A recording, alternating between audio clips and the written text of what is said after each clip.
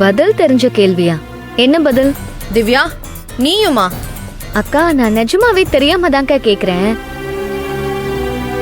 உனக்கு விருப்பம் இல்லனா போன்னு கம்பல் பண்றது தப்புதான். உனக்கு புரியுது, இவங்க யாருக்கும் புரியலையே. புரியாமலாம் இல்ல, அவங்க நினைச்சது நடக்கணும்னு பிடிவாதம், ஈகோ. அண்ணி, யாரும் எந்த ஈகோலையும் உங்களை ஏற்காடுக்கு வாங்கன்னு கூப்பிடல. வந்தா உங்க மனசுக்கு ஆறுதலா இருக்கட்டுமேன்னு சொன்னோம். இவன் மூஞ்ச பார்த்தாலே எனக்கு பிடிக்கல. இவன் நம்ம கூட ஏற்காடுக்கு வந்தா எனக்கு ஆறுதலா இருக்குமா? இதெல்லாம் உன் பிளான் தானே, எனக்கு தெரியும்.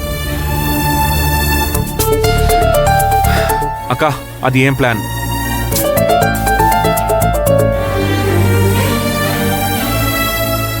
சேலத்துல பெரிய லெவல்ல ஒரு எக்ஸ்போ நடக்குதுன்னு மகா கிட்ட சொன்னது நான் தான். அப்படியே ஏற்காடுக்கு ட்ரிப்புக்கு போலான்னு சொன்னதும் நான் தான். உன்னையும் மாமாவையும் கூட்டிட்டு போலான்னு சொன்னதும் நான் தான். செல்வம், நான் வரலன்னு சொல்றேன்ல, விட்டுருங்களே. எதுக்கு விடணும்? அவங்க கூட போயிட்டு வருதுல, உனக்கு என்ன பிரச்சனை? அவங்க கூட போறதெல்லாம் பிரச்சனை இல்லப்பா. இதோ இவன் கூட வரான்ல, அதான் பிரச்சனை. ஏ வெண்ணிலா, முதல்ல மாப்பிளைய அவன் இவன் கூப்பிடுறத நிறுத்து. என்னால அவ்வளவு மரியாதை தாமா கொடுக்க முடியும். நீங்க வேணா இவனை தலையில தூக்கி வச்சு கொண்டாடுங்க.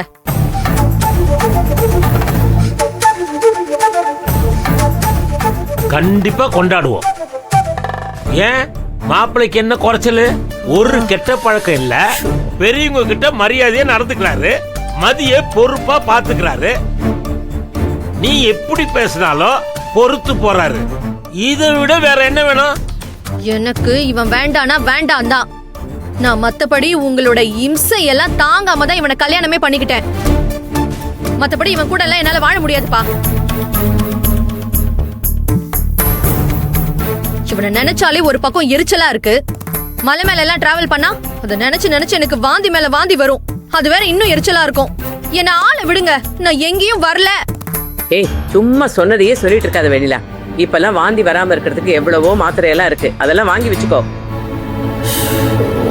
புருஷன்னு தெரிஞ்சு ஊரடியே தாலி கட்டியாச்சு, இப்ப வாழ மாட்டேன்னா என்ன அர்த்தம்? சரி, பிடிக்கலன்னா விடுங்களேம்மா. இப்படி கம்பல் பண்ணா அக்காக்கு மாமா மேல இன்னும் வெறுப்பு தான் ஜாஸ்தி ஆகும்.